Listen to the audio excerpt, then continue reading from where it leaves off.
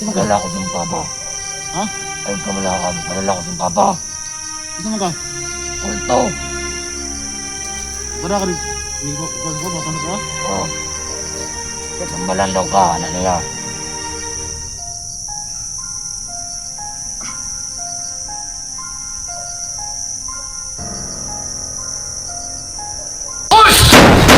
Tayo lang!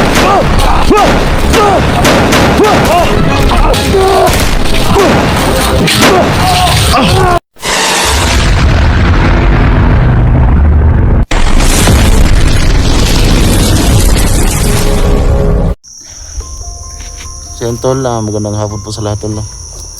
So ito tol, medyo okay na po yung ating pagkaramdam tol no? Kasi nga nakahanap po tayo ng halamang gamot tol. Pero hindi pa talaga tayo magaling tol no? So, lah. Boses tol. Boses tol. Parang may kalaban na dito. So yun tol no, medyo magaling na tayo tol pero yung ating lakas tol hindi pa talaga nagbalik lahat. So yun tol, sa awa ng ating Diyos tol ay nagawa natin lumaban tol no? Kasi nga sumuka na po tayo ng dugo. So ngayon natigip na po tayo ng mukha.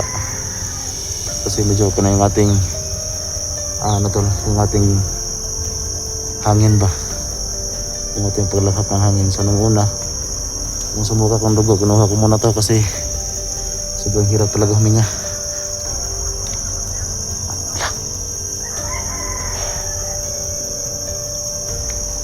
Dito pa yun tol, meron sumigaw. So siguro tol kahit wala yung papa ko, siguro tol ay gumawa siya ng paraan tol para kahit pa paano ay unang balik yung ating lakas. Pero hindi pa talaga gaano malakas tol yung aking parang may manok ko. Tsaka kanina mayroong boses sumigaw.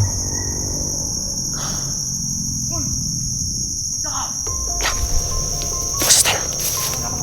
Parang may kalaban tol. Parang may kalaban.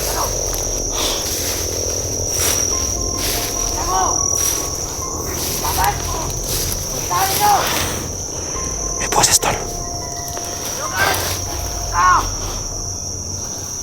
Saan kayo banda to?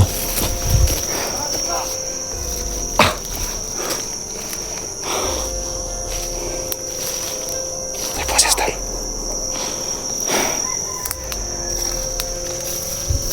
Saan tol, kailangan tayong maingat tol kasi hindi pa talaga tayo masyadong magaling.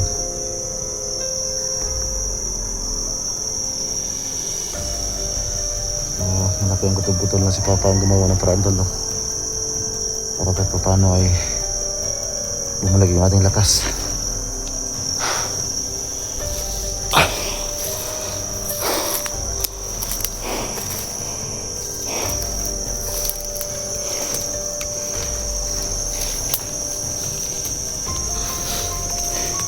Yun tol, may nagsisigaw kanina dito. Kakalaban yan. Tsaka tingin ko tol parang may mga kasama siya Baka mayroong hunter dito na nakita nila.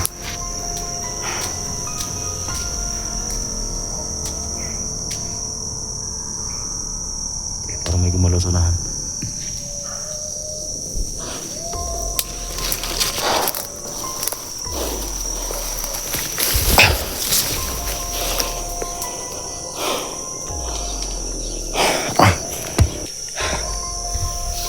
Siyan mo tol, dyan banda tol, parang may kalaban parang may gumalaw dyan kanina. Ito subukan tayong kapangin.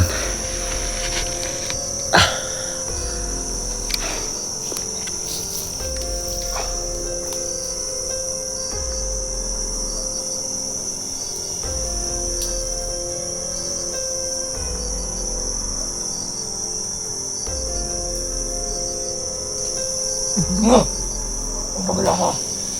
Pagala ko sa papa. Ha? Ay kamala ka. Pagala ko sa papa. Sino ka? Kulto. Wala ka rin. Hindi ko papasok ka? Oh. Katambalan daw ka, anak niya. Tarong ba? Masiglaban ka? Ano makalaman mo? Ha? Anak ang papa nga dito sa sanib ni mo ha. Yan tol, may isang kulto tol na biglang sumulpot. Kung sabi niya, si Papa rin nagpadala sa kanya. Anong gawin mo sa akin? Kasi may sugat pa ko eh. Ang naging papa nga kukuhan ka dere. Katambalan daw ka. Mabuti kung ganun. Katambalan daw ka.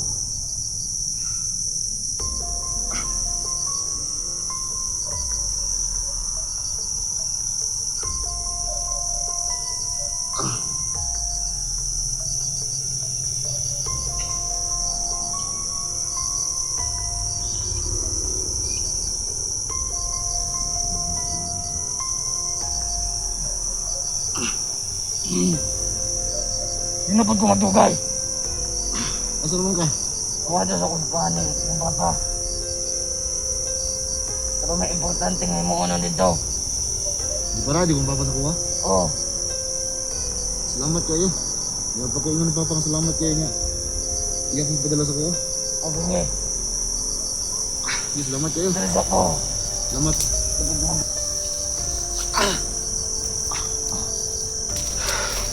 Siyan tol.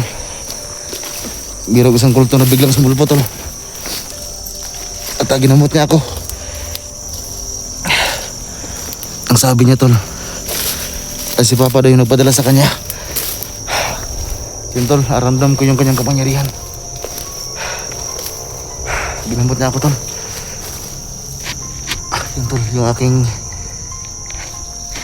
aramdam ko, ano tol, aramdam ko talaga na medyo lumbakas ako. Salamat Ama. Nagpadala ka ng tauhan. Lasang kulto para gabutin mo ako.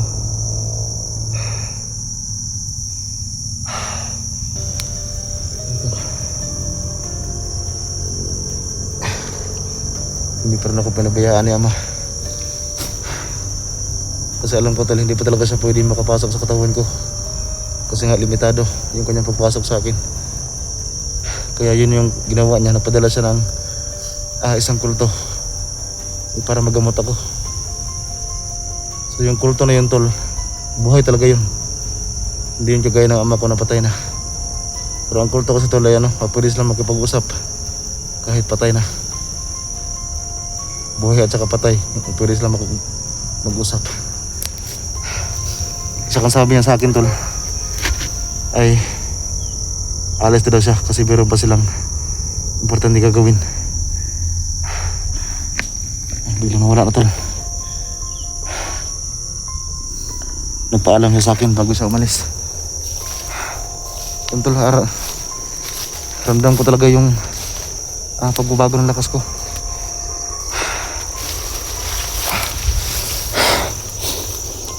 Puro ingat tol kasi kanina nagsisigaw kanina, baka kalaban yun.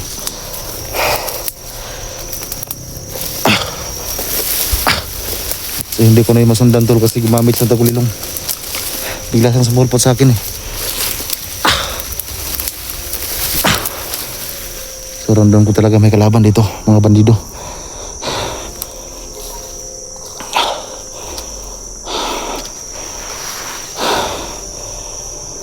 Salamat Ama, hindi mo ko pinabayaan.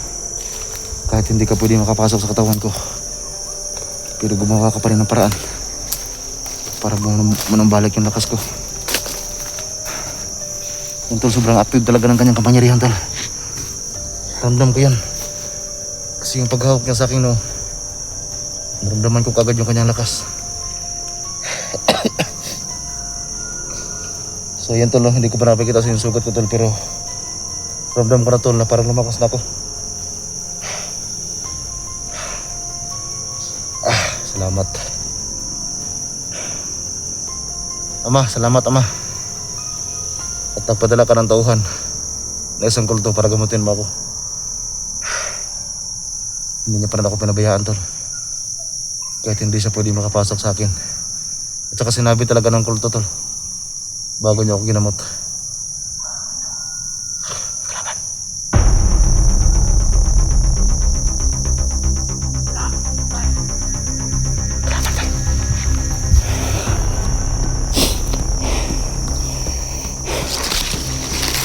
Salamat, Ama.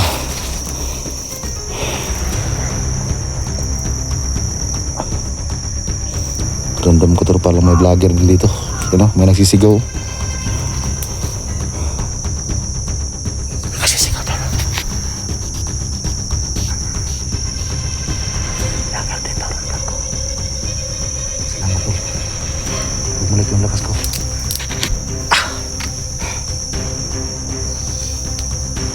Ito, kailangan natin maghanda tol. Kasi meron ito ang kalaban eh. Nagsisigaw.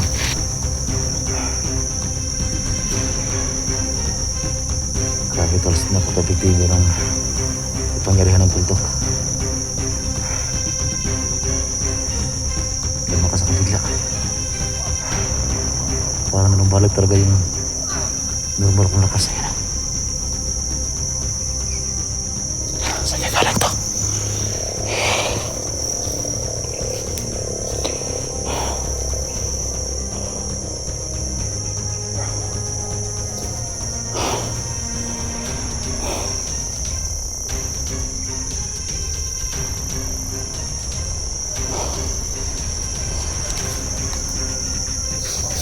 Parang dito galing yung boses.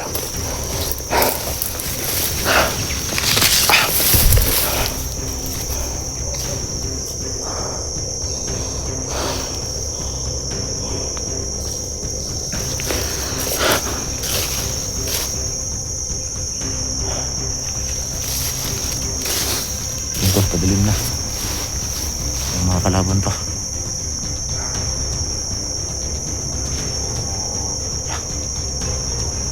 May motor to.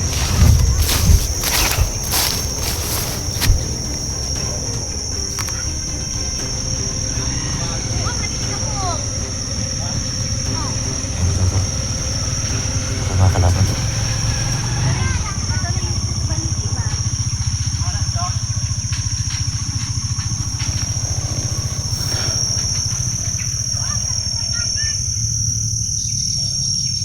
May motor naman.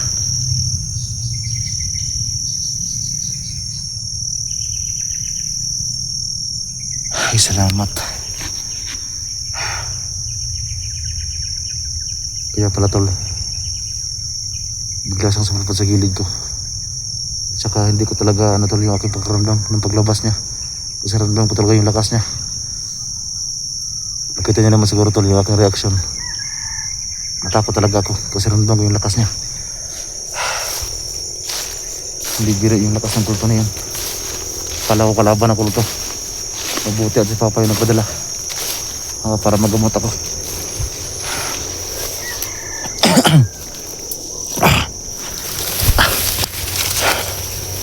Ingatan tayo kasi parang may kalaban tol. Sabi ko na nga ba may kalaban eh. Yan o. Banday! Banday!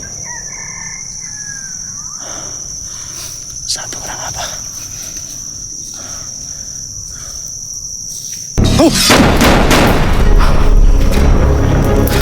Mga hayop kayo, alam ko mga tauhan, hindi badang.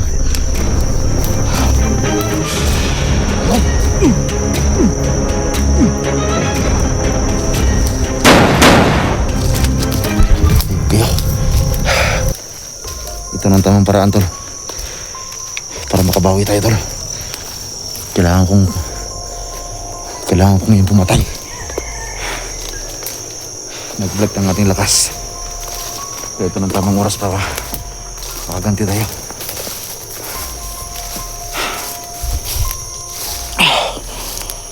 Mga demonyo kayo ha.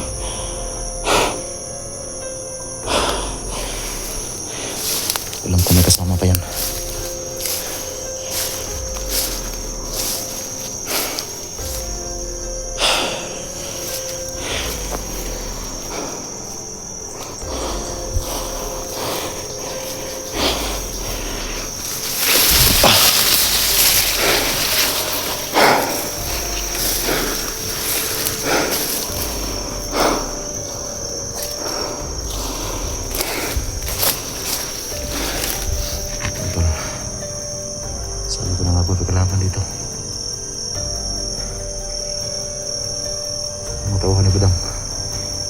Alam ko tol yung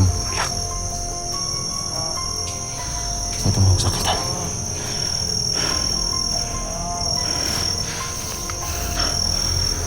Ayan tol, kalaban mo. Abangan natin yan.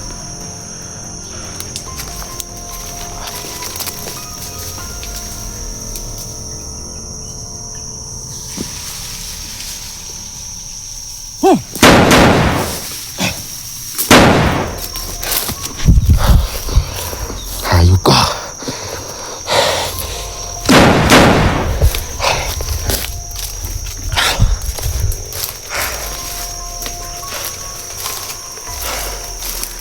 Manda kayo sa akin ngayon.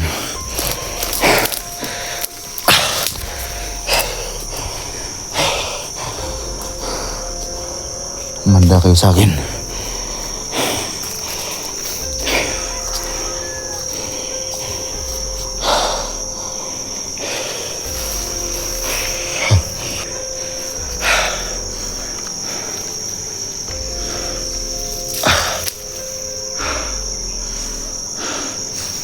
Tol, kalaban tol, nasa gilid. Tagamit ako ng takulay lang tol. Tagamit ako ng takulay lang yan. Hayop kayo ah.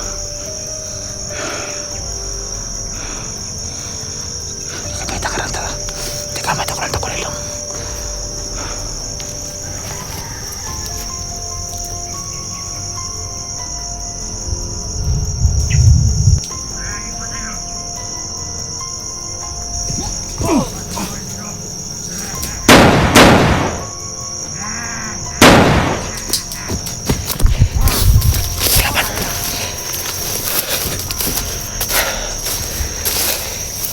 Parang buhis na badan yun ah.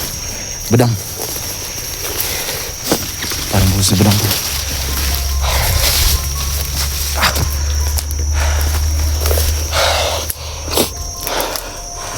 Parang buhis na badang.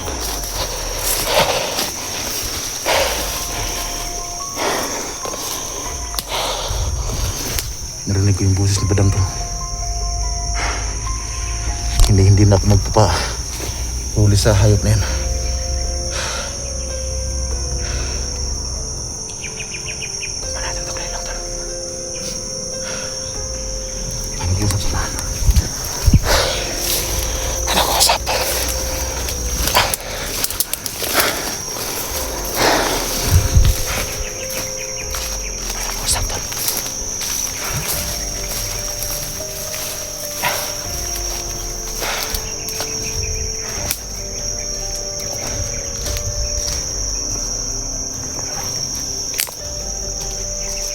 Akala mo siguro ang papahuli ko sa iyo, hayop ka.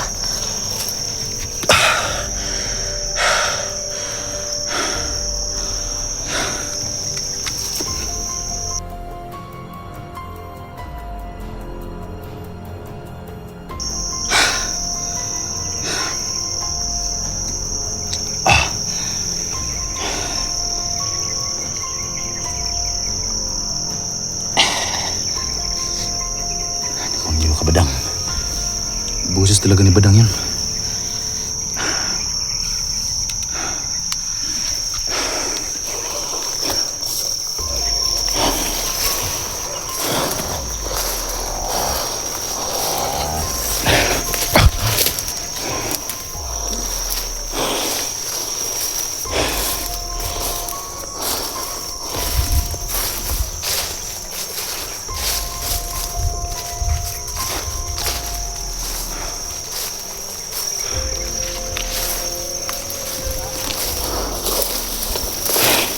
May nag-usap.